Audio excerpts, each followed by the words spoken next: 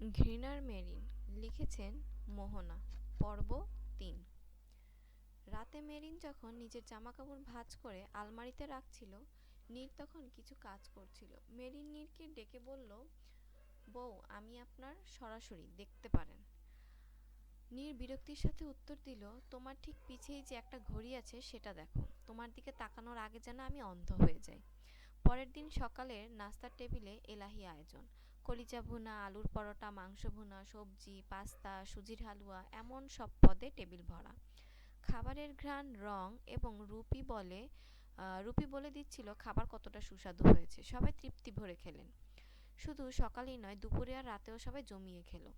রাতের খাবারের পর পিঠা, পাটিসাপটা, পুলি, মালপোয়া খাচ্ছিলেন সবাই। নিহাল তখন নীলিমাকে জিজ্ঞাসা করলো, কি ব্যাপার, আজকে সকাল সকাল এত আইটেম? বিয়ের চক্করে তো 12 দিন ধরে তুমি রান্না বান্না করছো না। এই 12 দিনে তোমার হাতের মতো রান্না আমার মা দাদিমার মতো রান্না কিভাবে শিখে গেল? নীলিমা জানালেন, আজকে সকাল থেকে কোনো রান্নাই আমি করিনি, এমনকি রান্নাঘরে পা পর্যন্ত রাখিনি। নিহাল অবাক হয়ে জানতে চাইল, তাহলে? নীলিমা উত্তর দিল, সব রান্না আজকে মামুনি করেছে। নিহাল হতবাক হয়ে বললেন, হোয়াট? নীর মাঝপথে খাওয়া থামিয়ে হাত থেকে পিঠা ফেলে বলল, এখনই হসপিটালে চলো। নিহালের কারণ জানতে চাইলে নীর বলল, এই মেয়ে খাবার বানিয়েছে, ড্যাম শিওর আমাদের মেরে ফেলার জন্য বিষ টিষ মিশিয়েছে। মেরিন তখন স্পষ্ট করে বলল, যদি আপনাদের মেরে ফেলতে হয় তবে এখন এই মুহূর্তে বোম ব্লাস্ট করিয়ে মারতে পারি, গুলি করে মারতে পারি। মেরিন ছলনা করে কাজ করে না। মেরিন ভীতুদের মতো পেছনে ছুরি চালায় না। নীর উঠে চলে গেল। নিহালও তার পথ ধরল। মেরিন নিহালকে দাঁড়াও বাবা বলে ডাকতেই নিহাল আপত্তি জানালেন। মেরিন নিহালকে দাঁড়াও বাবা বলে ডাকতেই নিহাল আপত্তি জানালেন। খবরদার, আমাকে বাবা ডাকবে না, আমি তোমাকে সেই অধিকার দেইনি। মেরিন তখন কর্তৃত্বের সাথে বললেন, মেরিনকে অধিকার দেওয়ার অধিকার তোমাদের কারণ নেই। আমি বাবা ডাকবো তো ডাকবো, তোমাকে জিজ্ঞেস করে ডাকবো না। সে যাই হোক, মামুনি বলল যে চৌধুরী পরিবারে নাকি নতুন বউকে বিয়ের পরপরই কিছু রান্না করে বাড়ির সবাইকে খাওয়াতে হয়। রান্না যখন করতে হবে তাই আজই করলাম। এরপর কবে করব তা আমি নিজেও জানি না। চৌধুরীরা নাকি নতুন বউয়ের রান্না খেয়ে তাকে কিছু গিফট করে। নিহাল আবার বলল, তোমাকে আমি ছেলের বউ হিসেবে মানি না। মেরিন বলল, সেটা তোমার ব্যাপার, তবে আজকে দেখি সত্যি চৌধুরীদের খানদানি নিয়মের জোর আছে কিনা। মেরিন বলল, তিনি কোনো উপহার চাইবে এবং নিহালকে তা দিতে হবে। তিনি আরও বলল সে আরও বলল সরি সে আরও বলল, ভয় নেই, টাকা পয়সা চাইবো না, ওইগুলো তো আমার অভাব নেই, তুমি আর কি দিবে? এতে নিহাল তাকে নিচু দেখানোর অভিযোগ করলে মেরিন বলল, মোটেও না, আমি কেবল তোমাকে ভয় পেতে না করছি। নিহাল জানতে চাইল, কি চাই? মেরিন বলল, বিয়ের দিন তোমাকে সালাম করেছিলাম, কিন্তু তুমি শুধু নীরের মাথায় হাত দিয়েছিলে, আমার মাথায় দাওনি। আজকে আমি আবার তোমাকে সালাম করব, তুমি আমার মাথায় হাত রাখবে। নিহাল বলল, কেউ সালাম করলে তার মাথায় শুধু হাত রাখাই হয় না, সাথে কিছু আশীর্বাদও করতে হয়। তোমাকে আমি কখনো আশীর্বাদ করতে পারবো না। মেরিন বলল, না না, আশীর্বাদ করতে হবে না, সেটা আমায় কেউ করে না, শুধু মাথায় হাত রাখবে। মাথায় হাত রেখে অভিশাপই করো, কিন্তু তবুও হাত রাখো। মেরিনের এই কথায় নিহাল অবাক হয়ে গেল। মেরিন সালাম করলে নিহাল তার মাথায় হাত রাখলে মনে মনে বললেন, সুখী হও। মেরিন রুমে গিয়ে দেখল নীর সোফায় হেলান দিয়ে কপালে হাত দিয়ে বসে আছে। মেরিন গিয়ে ধপ করে নীরের কোলে বসলো।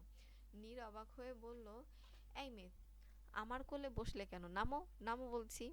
মেরিন বলল, আমার কি নাম নেই? এই মেয়ে বলে ডাকেন কাকে? নীর জানতে চাইল, তো? মেরিন বলল, বুঝেছি, আপনি আমাকে ভালোবেসে এই মেয়ে বলে ডাকেন। যাই হোক, আজকে আমার রান্না খেলেন, বিনিময়ে আমাকে কিছু উপহার দিবেন না? নীর মেরিনকে ধাক্কা দিয়ে ফেলে দিয়ে বলল, তোমার রান্না আমার জন্য বিষ বরাবর, আর উপহার যদি চাও তবে উপহারে তালাক দিতে পারি। মেরিন হেসে বলল, এত বড় গিফট আমি নিতে পারবো না। মেরিন উঠে আবার নীরের কোলে বসে বলল, আমি আপনাকে ভালোবাসি, আপনি চান আর না চান, আপনাকে আমার সাথেই থাকতে হবে। পরদিন নীর মেডিকেল যাওয়ার জন্য গাড়িতে গিয়ে বসতেই দেখলো পাশের সিটে মেরিন বসে আছে। নীর অবাক হয়ে জানতে চাইল, তুমি? মেরিন উত্তর দিল, এনি ডাউট? মেরিন মেডিকেলে পৌঁছানোর পর নীর জানতে পারল তিনি রোগী দেখার পাশাপাশি আর কোনো ক্লাস করাতে পারবে না, শুধু সেকেন্ড ইয়ারের এ সেকশনের ক্লাস নিতে পারবে। নীর কারণটা বুঝতে পারল।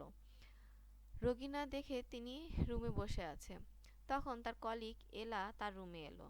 নীর তাকে বসতে বলল। এলা নীরের মন খারাপের কারণ জানতে চাইলে নীর বলল, হাহ, আর কত ভালো থাকবো, মেরিনের বর হয়ে বেঁচে আছি তাই বেশি। এলা সহানুভূতি দেখিয়ে নীরের হাতের ওপর হাত রেখে বলল, আমি বুঝি তোমার কষ্টটা, কিন্তু তোমার তো এভাবে থাকলে হবে না তো।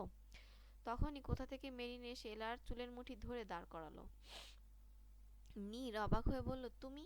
মেরিন এলার দিকে তাকিয়ে বলল, তোর সাহস কি করে হয় আমার নীরের হাত ধরার? আজকে আমি তোর এমন অবস্থা করব যে তুই আমার নীরের দিকে ভুল করেও আর কখনো হাত বাড়ানোর কথা কল্পনাও করতে পারবি না। মেরিন এলার চুল ধরে টেনে নিয়ে যেতে লাগলে। নীর মেরিনকে বলে, মেরিন ছাড়ো ওকে, ছাড়ো বলছি। কিন্তু মেরিন শোনে না। মেরিন এলাকে টেনে নিচে মাঠের ওখানে নিয়ে গিয়ে সবার সামনে ফেলে দেয়। এরপর এলার ডান হাতের ওপর চিকন পেন্সিল হিলের পড়ে দাঁড়িয়ে যায়। এলা যন্ত্রণায় চিৎকার করতে লাগলো। মেরিন এবার এলার চুলের মুঠি ধরে বলল, খুব শখ না আমার নীরের হাত ধরার, হ্যাঁ? আর যদি কখনো নীরের দিকে চোখ তুলে তাকাস তবে জানে মেরে দিব। এরপর এলাকে ছেড়ে দিয়ে মেরিন সবাইকে উদ্দেশ্য করে বলল, সবাই নিজের কানে একটা কথা ভালোভাবে ঢুকিয়ে রাখো, নীর আহমেদ চৌধুরী বর্ষণ মেরিন বন্যা নীর খান চৌধুরীর স্বামী। কেউ উনার দিকে চোখ তুলে তাকালেও আমি তার চোখ উঠিয়ে ফেলবো।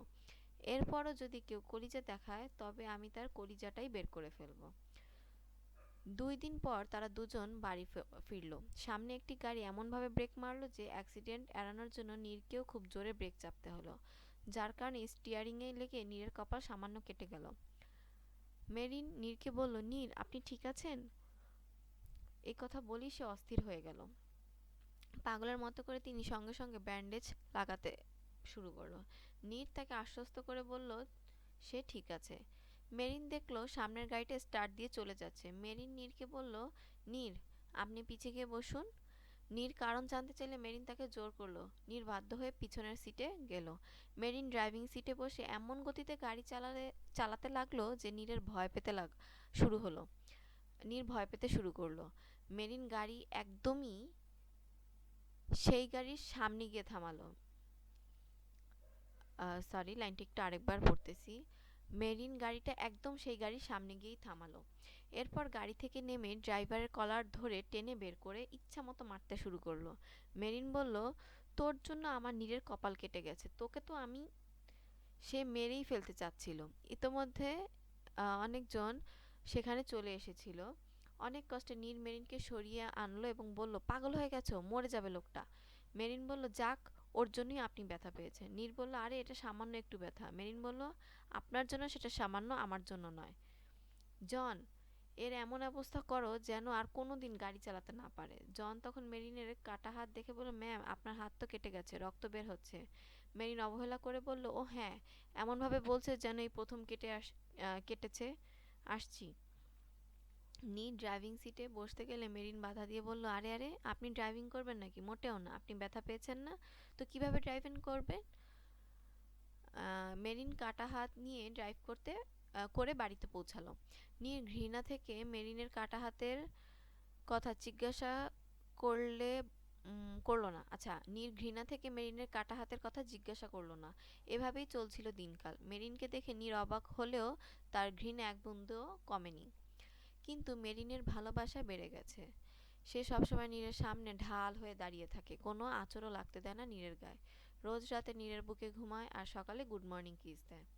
1 মাস পর নীর মেরিন কোথাও যাচ্ছিল। পথে দেখা গেল নীরা ট্যাক্সির জন্য দাঁড়িয়ে আছে, তার হাতে ব্যান্ডেজ করা। নীর গাড়ি থেকে নামতে গেলে মেরিন তার হাত ধরে বাধা দিল, কিন্তু নীর ঝাড়া দিয়ে মেরিনের হাত সরিয়ে দিল। নীর গাড়ি থেকে নেমে গিয়ে নীরার হাত ধরে বলল, তোমার হাতে কি হয়েছে? তুমি এখানে কি করছো? নীরা বলল, কি আর করব বলো, গরিব মানুষ তাই ট্যাক্সির জন্য দাঁড়িয়ে আছি। নীর জিজ্ঞেস করলো, কিন্তু তোমার কাছে তো গাড়ি ছিল। নীরা বলল, ছিল, কেড়ে নিয়েছে। মেরিন তখন বলল, একটু ভুল হলো, কেড়ে নেইনি, আমার জিনিস আমি ফেরত নিয়ে নিয়েছি মাত্র। আমার সম্পত্তি আমি তো আর কোনো ছোটলোক পথের ভিখারির সাথে শেয়ার করব না। নীরা মেরিন বলে কিছু বলতে গেলে মেরিন তাকে থামিয়ে দিয়ে বলল, চুপ, ভিখারির ঘরে ভিখারি, ডট ডট ঘর ডট ডট, চোরের ঘরে চোর। নীর তখন মাইন্ড ইওর ল্যাঙ্গুয়েজ বলে মেরিনকে ধমকে দিলেন। আচ্ছা সরি, এখানে যদি কিছু কথা, যদিও এটা কোনো গালি পর্যায়ে না, তবুও কিছু কথা গল্প সৌন্দর্যের জন্য বলা হয়েছে, তাই এটাকে জাস্ট গল্পের সৌন্দর্য হিসেবেই ধরা হলো। আর অবশ্যই যদি কোনো গালিগালাজ জাতীয় কোনো শব্দ বা খারাপ শব্দ থাকে, ওখানে আমি টুটটুট বা গ্যাপ দিয়ে যাব, সো ওটা বুঝে নেবেন আপনারা। আচ্ছা, এরপর আসো গল্পটা আবার মানে বলা শুরু করি। মেরিন নীরকে চুপচাপ গাড়িতে উঠুন বললেও নীর না বলল। মেরিন তাকে কন্ট্রাক্টের কথা ভুলে গিয়েছেন মনে করিয়ে দিলে নীর বলল, go to hell with that contract. মেরিন বলল, আপনি সত্যি ভালো কথা ভালোভাবে বোঝেন না। সে বন্দুক বের করলো। বন্দুক দেখে নীরা ভয়ে নীরকে চেপে ধরলো। মেরিন বলল, ছাড় নীরকে, না হলে আমি তোকে গুলি করে দিব।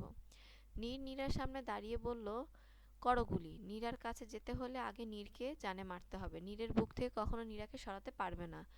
মেরিন বলল, নীর, ওকে ছেড়ে দাও। বললেও নীর বলল, না, দেখো এখন আমি তোমার চোখের সামনে কি করি। বলেই নীর নীরার কোমর জড়িয়ে নিজের সাথে মিশিয়ে নিল এবং তাকে চুম্বন করার ঠিক আগে কেউ তাদের ক্লোরোফর্ম দিয়ে দিল। দুজনই অজ্ঞান হয়ে গেল। 3 ঘন্টা পর তাদের জ্ঞান ফিরল। নীর চোখ মেলে দেখলো তাকে চেয়ারের সাথে লোহার শিকল দিয়ে বাঁধা হয়েছে, কিন্তু শিকলের উপর একটা আবরণের কারণে তার গায়ে ব্যথা লাগছে না। তার চোখ বরাবর মেরিন। মেরিন বলল, হ্যালো হানি। নীর জানতে চাইলো, আমাকে এখানে এনেছো কেন এনেছো? মেরিন বলল, ছবি দেখাতে। নীর বলল, মানে? জানতে চাইলে মেরিন তাকে ডান দিকে দেখতে বলে। নীর ডান দিকে ঘুরে দেখলো নীরাকে কস্টেপ দিয়ে পেঁচিয়ে ঝুলিয়ে রাখা হয়েছে। নীর চিৎকার করে বলল, নীরা, ছেড়ে দাও ওকে। মেরিন বলল, ছেড়ে দিলে ছবি কিভাবে দেখবে? নীরা মেরিনকে অনুরোধ করে বলল, প্লিজ মেরিন, আমাকে ছেড়ে দে, আমি কখনো তোর ছায়াও মারাবো না। মেরিন বললেন, সেটা আজকে আমার ছায়া মারানোর আগে ভাবা দরকার ছিল। বলি টেবিলে থাকা ছুরিগুলোর মধ্যে থেকে সব থেকে ধারালো ছুরিটা হাতে নিল। মেরিন বলল, আমার এই ছুরিগুলো অনেকের রক্ত ঝরিয়েছে, কিন্তু আজকে প্রথম জান নিবে। নীর মিনতি করে বলল, না মেরিন, তুমি এমন কিছু করবে না। মেরিন বলল, আমি এমনটাই করব। খুব শখ না তোর মিথ্যা আঙ্গুল কাটা নিয়ে সমবেদনা নেওয়ার? এখন সত্যি সত্যি কাটার যন্ত্রণা উপভোগ কর। মেরিন নীরার কাছে গিয়ে বলল, তুই এই হাতে নকল ব্যান্ডেজ করেছিলি। বলেই ছুরি দিয়ে নকল ব্যান্ডেজটা কেটে ফেললো। এরপর বলল, এই হাত দিয়ে নীরকে চেপে ধরেছিলি। বলে নীরার হাতের ছুরি দিয়ে পোঁচ মারল। নীর বলে উঠল, নীরা, চিৎকার করলো। নীরা বলে চিৎকার করলো। মেরিন নীরার অন্য হাতেও পোঁচ দিল। নীর কাঁদতে কাঁদতে বলল, মেরিন, ওকে ছেড়ে দাও, আমি আর কখনো ওকে টাচ করব না, এমনকি তাকাবও না ওর দিকে, ওকে ছেড়ে দাও। মেরিন নীরের কথা কানে না নিয়ে নীরাকে একের পর এক আঘাত করেই যাচ্ছিল। শেষে ছুরি নীরার গলা বরাবর চালাতে নিলে নীর বলে উঠল, তোমাকে আমার কসম লাগে, থেমে যাও মেরিন। নীরের কসম শুনে মেরিন থেমে গেল। ছুরিটা জাস্ট নীরার গলায় ছুঁয়েছিল। নীর বলল, আমি কথা দিলাম যে কখনো নীরার কাছে যাব না, তবু ওকে মেরে ফেলো না প্লিজ। মেরিন থেমে গেল। নীরার থেকে 4 কদম সরে এসে হাতের ছুরিটা দিয়ে নিজেরই অন্য হাতে পোঁচ দিতে লাগলো। নিজের হাতে একের পর এক পোঁচ দিতে লাগলো আর সাপের মতো কুকাতে লাগলো। জন বলে উঠল, ম্যাম, ম্যাম, কি করছেন কি? এগিয়ে আসলো মেরিনের দিকে। মেরিনের ভয়ানক দৃষ্টি দেখে সে পিছে চলে গেল। নীর অবাক চোখে সব দেখল। মেরিনের চোখ অসম্ভব লাল ছিল। মেরিন তখন জনকে বলল, জন, নীরার মাথার সব চুল ফেলে ন্যাড়া করো, মুখে কালি মাখিয়ে ছবি তুলে ফেসবুকে, নিউজ পেপারে, খবরে সব জায়গায় দিয়ে দাও যে এই ভিখারির বাচ্চাটা চুরি করতে গিয়ে ধরা খেয়েছে। এরপর ব্যান্ডেজ করো। নীরা চিৎকার করে বলল, না মেরিন, না, এর থেকে তুই আমাকে জানে মেরে ফেল তাও ভালো, কিন্তু এমন করিস না। আমি কথা দিচ্ছি যে কোনোদিনও তোদের সামনে আসবো না, তবু আমার সাথে এমন করিস না। মেরিন জনকে 5 মিনিট সময় দিল। জন তখন সানা নামের মেয়েটিকে দিয়ে মেরিনের কথা মতো কাজ করাতে লাগলো। জন মেরিনকে তার হাতে ব্যান্ডেজ করানোর কথা বললে মেরিন বলল, আমি নীরার জন্য আমার হাত কাটিনি, আমি তোমাকে 2টা ইঞ্জেকশনের নাম লিখে দিচ্ছি, সেগুলো এখন কি নিয়ে আসবে। 10 মিনিট পর মেরিন নীরের ডান হাতে একটি ইঞ্জেকশন পুশ করলো। এরপর লোহার খুব সরু ধারালো কাঠির মাথা আগুনে পুড়িয়ে নীরের হাতে মেরিন লিখতে লাগলো। ইঞ্জেকশনের কারণে নীর হাতে একটুও ব্যথা পাচ্ছিল না। নীরের হাত থেকে রক্ত ঝরছে দেখে মেরিনের কষ্ট হচ্ছিল।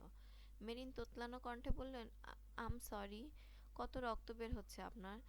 তাই তো, আমি আপনার থেকে 4 গুণ রক্ত বের করছি। আপনার ব্যথা লাগছে না তো? আপনার এই ক্ষতটা তাড়াতাড়ি শুকিয়ে যাবে। কিন্তু এই মেরিন নামটা সবসময় সারা জীবন আপনার হাতে থাকবে। আপনার হাতে লেখা এই মেরিন নামটা আপনাকে সবসময় আমার নাম স্মরণ করিয়ে দেবে।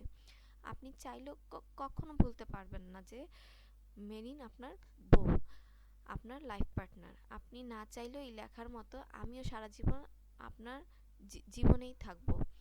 মেরিন নীরের হাতে নিজের নামটা লিখে ওষুধ লাগিয়ে ব্যান্ডেজ করে দিল। এরপর নীরের বাঁধন খুলে দিল। মেরিনের মাথাটা ঝিমঝিম করতে লাগলো। জন মেরিনকে তার হাতে ব্যান্ডেজ করানোর জন্য এগিয়ে আসতে চাইলে মেরিন বলল, আমারটা আমি করতে পারবো।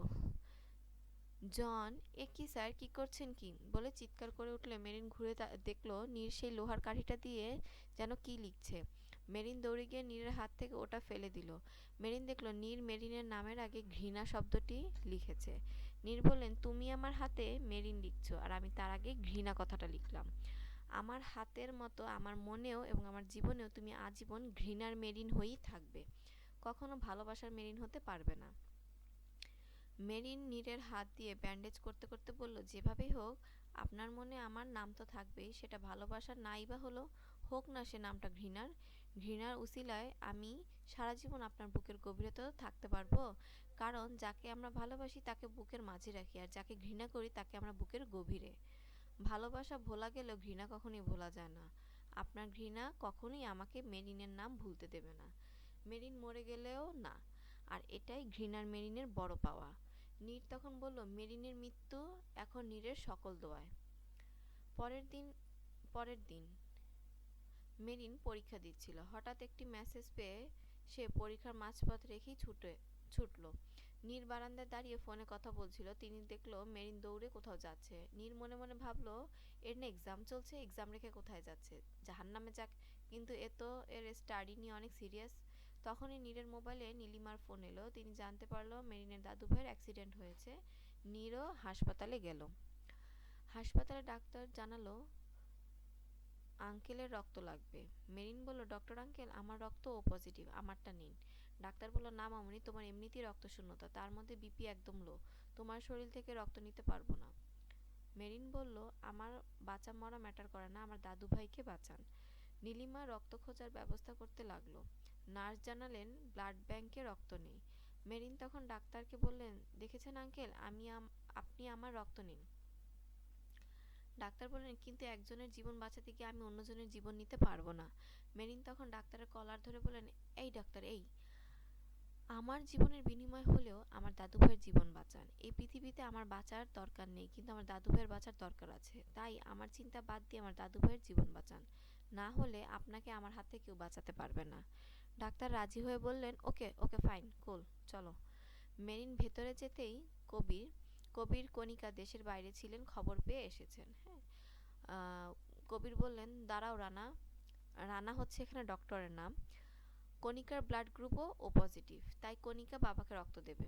ডাক্তার বললেন, দ্যাটস বেটার। কণিকা বললেন, চলুন ভাই। মেরিন বললেন, আঙ্কেল, আমার দাদু ভাই, আমিই রক্ত দিব। কবির বললেন, তুমি ভাবলে কি করে যে তোমার বিষাক্ত রক্ত আমি আমার বাবাকে দিতে দেব? মেরিন বলল, এই মিস্টার খান, সাপের বিষ কেবল মারতে নয়, বাঁচাতেও লাগে। আমি যখন বলেছি তখন আমিই রক্ত দিব। ডাক্তার তখন মেরিনকে বোঝালেন, মামুনি দেখো, তোমার শরীর থেকে স্পিডে রক্ত নিতে পারবো না। রক্ত কম থাকা ঝামেলা হবে, লেট হবে, আঙ্কেলের জন্য ভালো হবে না। তাই কণিকা ভাবির রক্তটা নিব। ইটস অ্যাবাউট ইউর দাদু ভাই। মেরিন বাধ্য হয়ে রাজি হলো। অপারেশন চললো, সবাই একসাথে বসেছিল। কবির কণিকাকে সান্ত্বনা দিচ্ছিল, আর মেরিন একা একা কোণে বসেছিল, তাকে সান্ত্বনা দেওয়ার কেউ ছিল না। অপারেশন সফল হলো। কিছুদিন পর দাদুভাই সুস্থ হলো। নীর কিছুতেই অঙ্ক মেলাতে পারছিলেন না। নীর মনে মনে ভাবলো, মেয়েটা অনেক খারাপ, কিন্তু তবু ওর নিজের বাবা কিভাবে ওর রক্তকে বিষাক্ত বলতে পারে? স্ট্রেঞ্জ।